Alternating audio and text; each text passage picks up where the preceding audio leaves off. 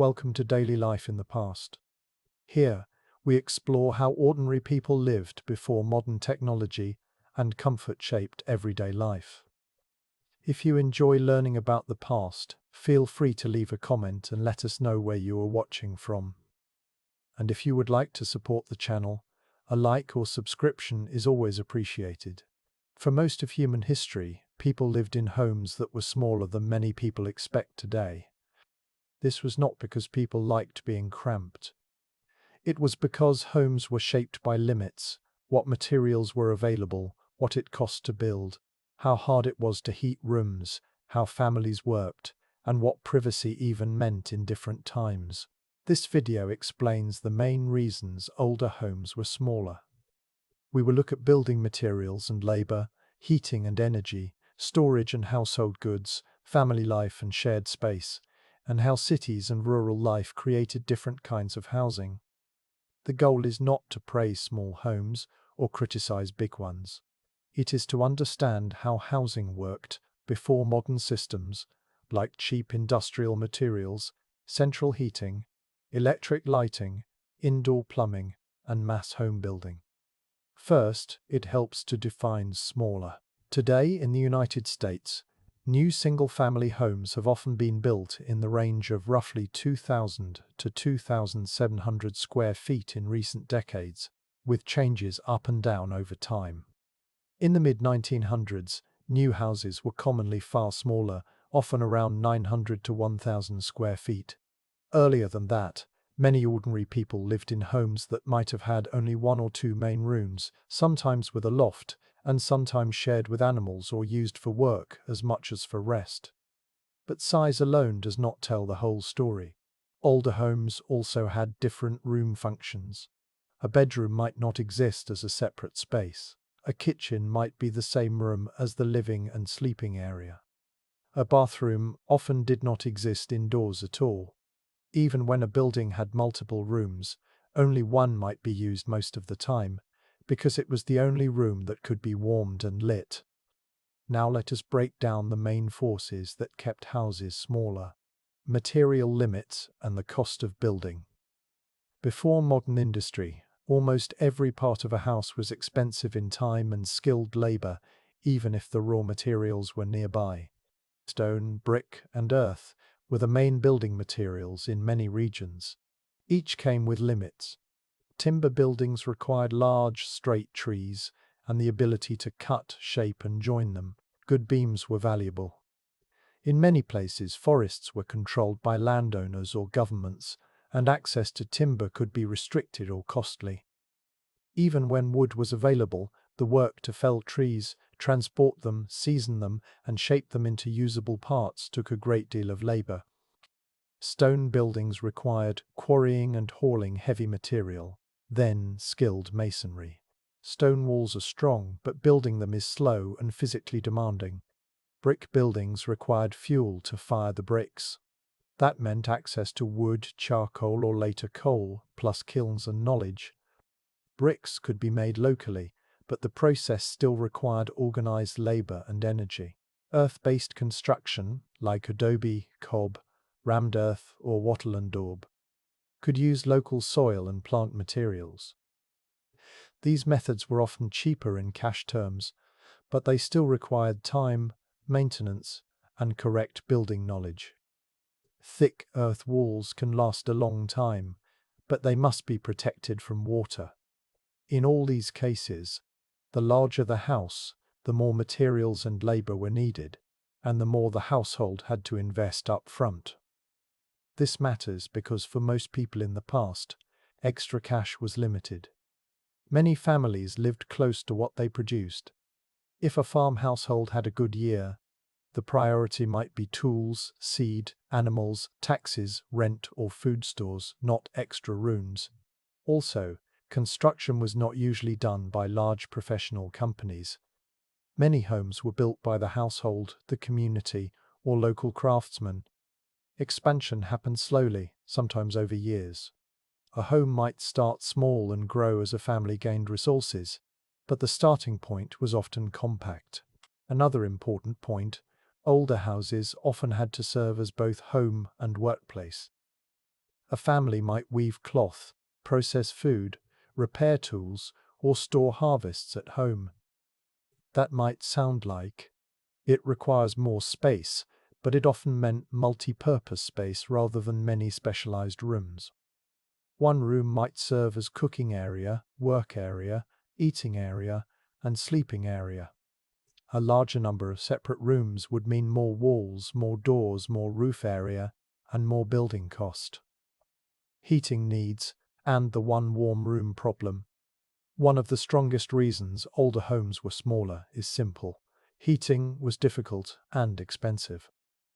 Before modern central heating, most heating came from a fire, an open hearth, a stove, or a small brazier.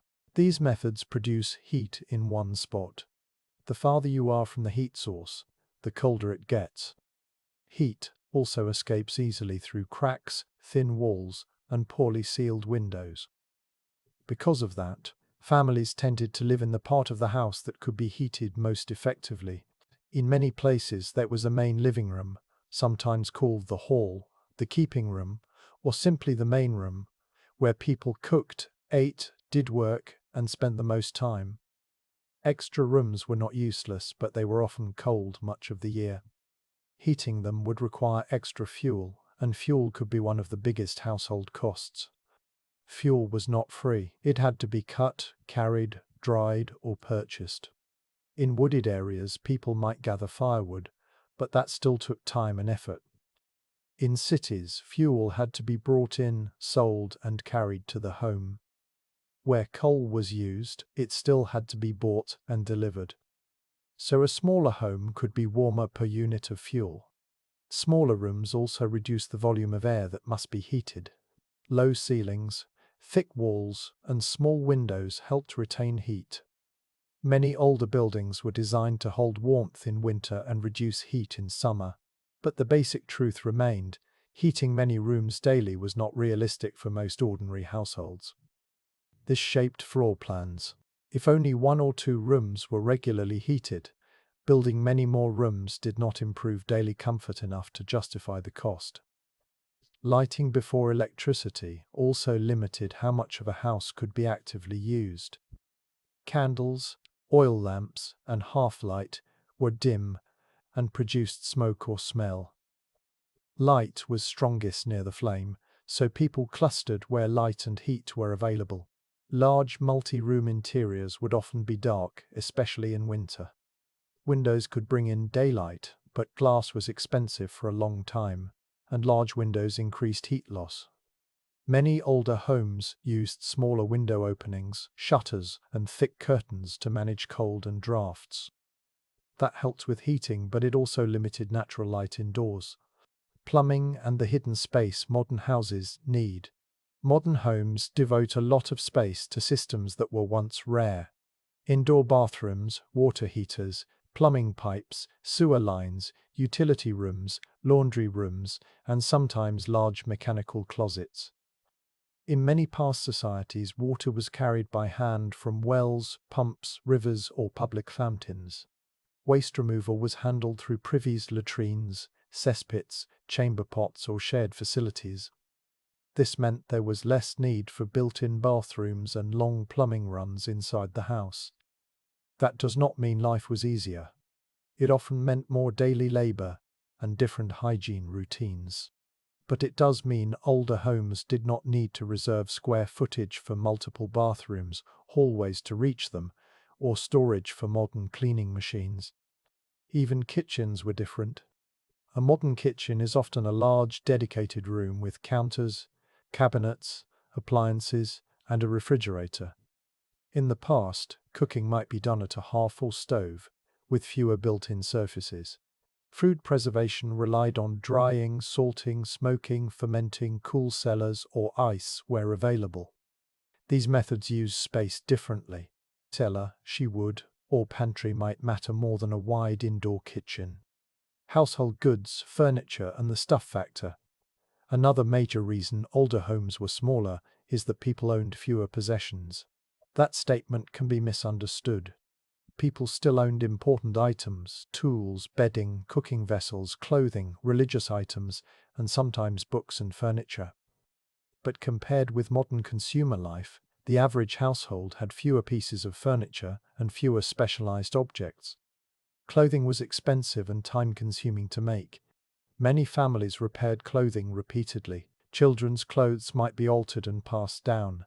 Furniture could be simple and multifunctional: benches, stools, chests. A chest could serve as storage and a seat.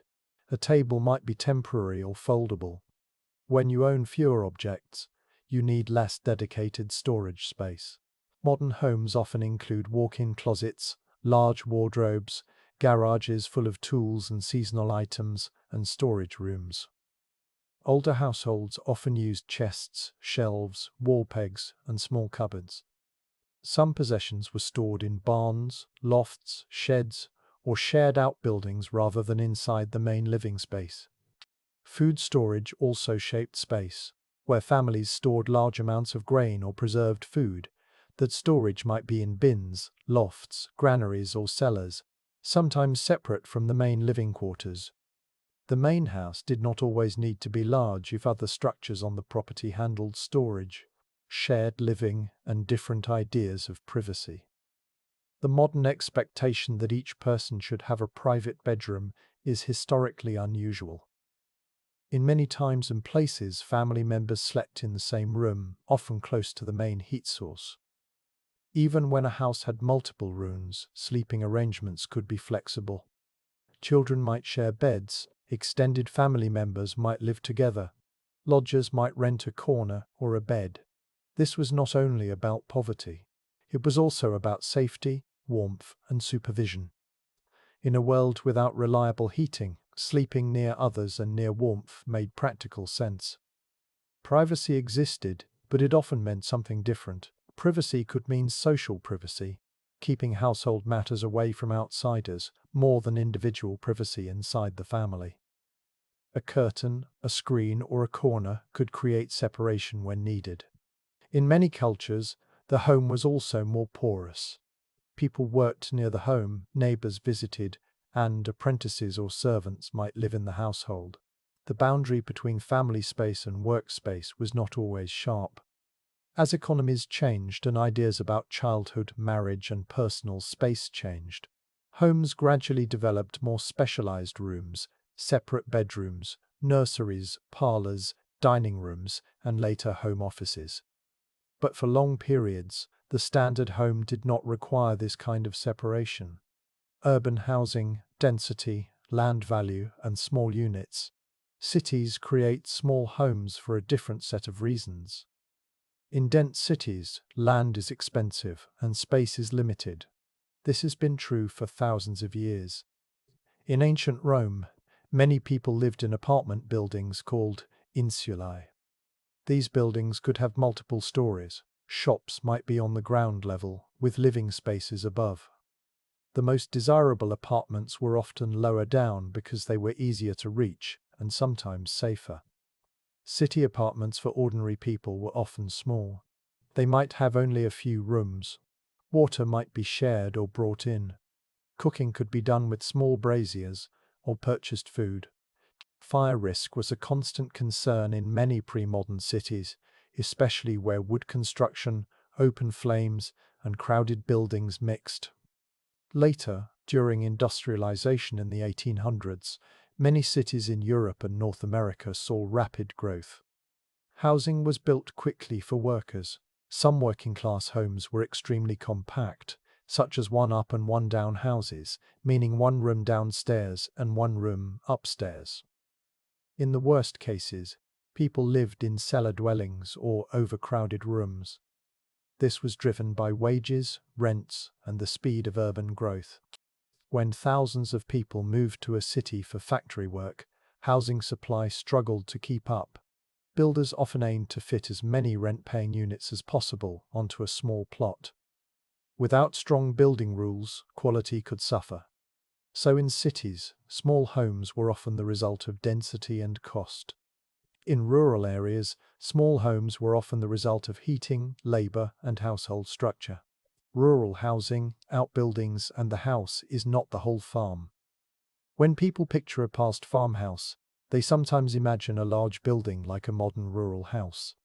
But many traditional farms used a different layout. The main house could be relatively small because many important activities happened in other structures: barns, stables, granaries, smokehouses, dairies, tool sheds, and workshops.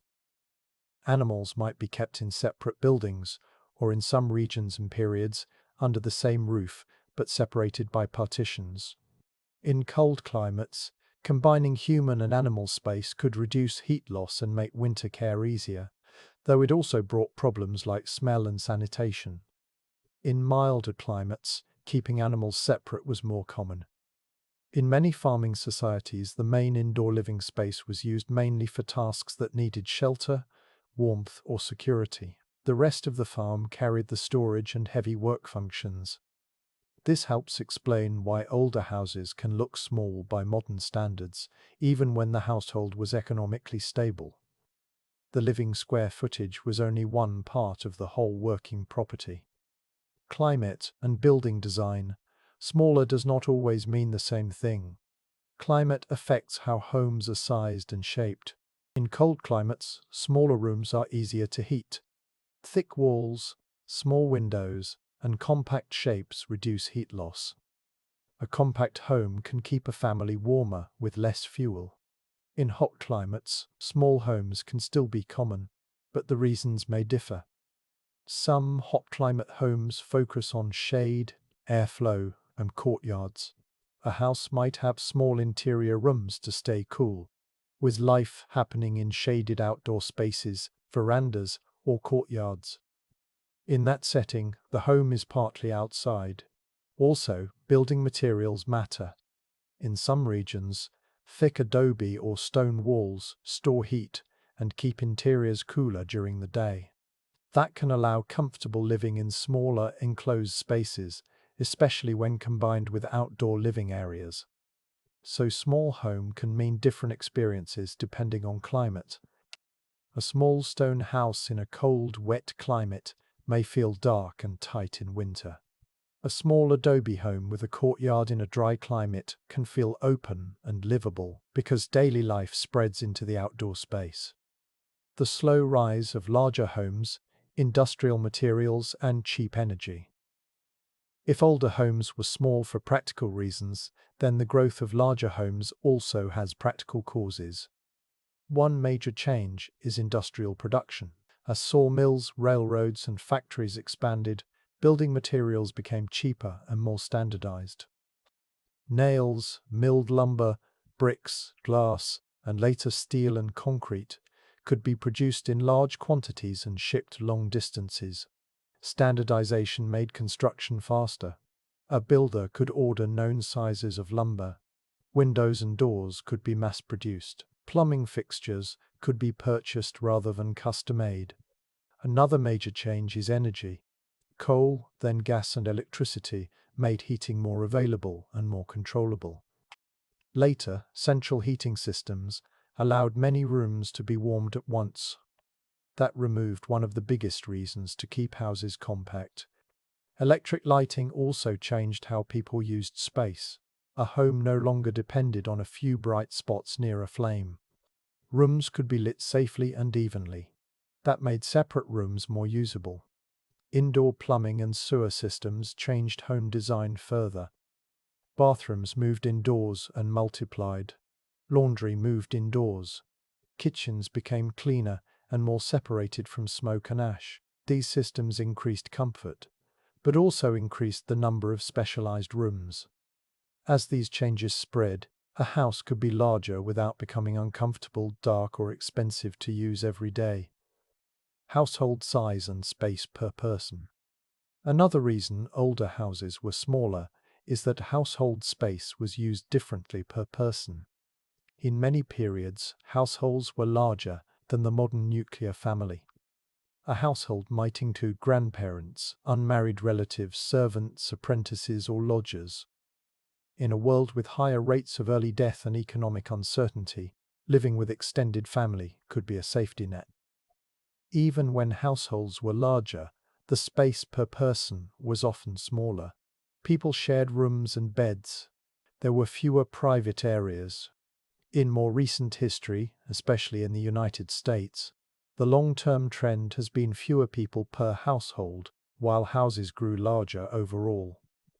That means the space per person increased greatly over time. So part of why older homes seem small is not only that the buildings were smaller, but also that modern expectations for space per person changed. Cooking and heat, the hearth as the center of the home. In many older homes, the hearth was not just a tool. It was the system that made the home function. Cooking required fire. Heating required fire. Light often came from fire. Hot water required fire. Drying clothes often used fire.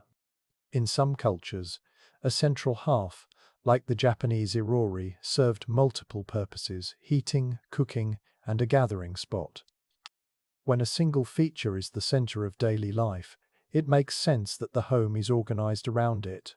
Many traditional homes had a main room with the hearth, and then smaller adjacent spaces for sleeping or storage. This is another reason specialized rooms were limited. A separate dining room makes less sense if meals are eaten near the only warm place. A separate living room makes less sense if the main room already serves that function. Housing quality, safety, and maintenance. Small homes were also easier to maintain. A roof is one of the hardest parts of a house to build and repair. A larger home needs a larger roof and more structural support.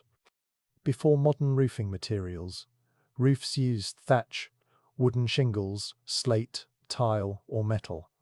Each had costs and upkeep needs. Thatched roofs, for example, could be effective but needed skilled work and periodic replacement. Wooden shingles could rot or burn. Slate and tile were durable but heavy and required stronger walls and skilled installation. Walls also needed maintenance. Earth walls needed protection from water. Timber needed protection from pests and rot. Chimneys needed cleaning. Larger houses increased the total surface area that could fail. Because families often maintained homes themselves, building only as much space as needed was a rational decision. What small looked like across periods. It is useful to picture a few broad patterns without assuming every region was the same. In ancient and medieval rural Europe, many ordinary people lived in small houses with a main room and perhaps a loft.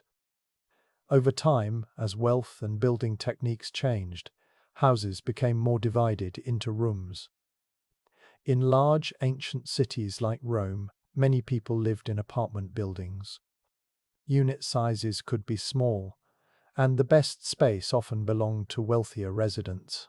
In early modern and 1800s industrial cities, worker housing could be very compact and crowded, especially during rapid urban growth. In the early United States, many settlers lived first in simple cabins or small houses, then expanded as resources allowed. Even in the late 1700s, records suggest many houses were quite small by modern standards. In the mid-1900s United States, new suburban houses were often modest in size. They commonly had fewer rooms than many new houses today, and fewer bathrooms. Across all these examples, the repeating reasons are the same: fuel and heating limits, construction labor and cost, fewer goods needing storage, and shared family space. Why modern comparisons can be misleading. When people visit a preserved historic home, they sometimes compare it to a modern home directly and assume people were always uncomfortable. Sometimes they were. But sometimes the comparison misses key context. First, some preserved historic homes were not average. Large historic homes that survive and are restored were often built for wealthy families. The homes of ordinary people were more likely to be rebuilt, altered, or lost. Second, older households used outdoor and semi-outdoor spaces more. Much daily work happened outside, in yards, barns, workshops, or community areas. Third, room labeling can confuse the issue. A modern home may have a living room, family room, dining room, breakfast nook, office, and media room. A historic home might have had one main room that did all these tasks. Fourth, Modern houses often include extra spaces that are partly about convenience and partly about modern lifestyles: large garages, dedicated laundry rooms, walk-in closets, storage rooms, and spare bedrooms. These are normal today, but they depend on modern construction costs, modern land use, and modern energy systems. So, the difference is not only that the past had smaller homes. It is that homes were designed for a different kind of daily life. Summary: the main reasons homes were smaller. Homes were smaller in the past mainly because building large was harder and more expensive. Materials were less standardized, skilled labor was costly, and construction was slow. Heating was limited. Without central heating, people clustered in the few spaces that could be kept warm, so extra rooms were often cold and less useful. Lighting was limited. Before electric light, large interiors could be dark, and people stayed near hearths and lamps.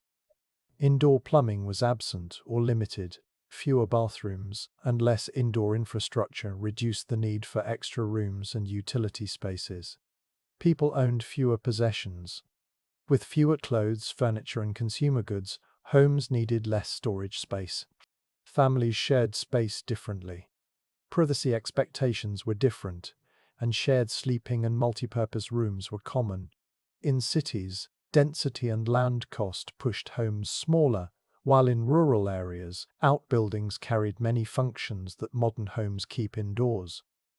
As industrial materials, cheap energy, modern utilities, and changing social expectations spread, houses could grow larger, more specialized, and more private. Understanding why homes were smaller helps us see housing as a system, not just a style choice. A home is shaped by energy, materials, work, family structure, and technology. When those factors change, the size and layout of homes change too.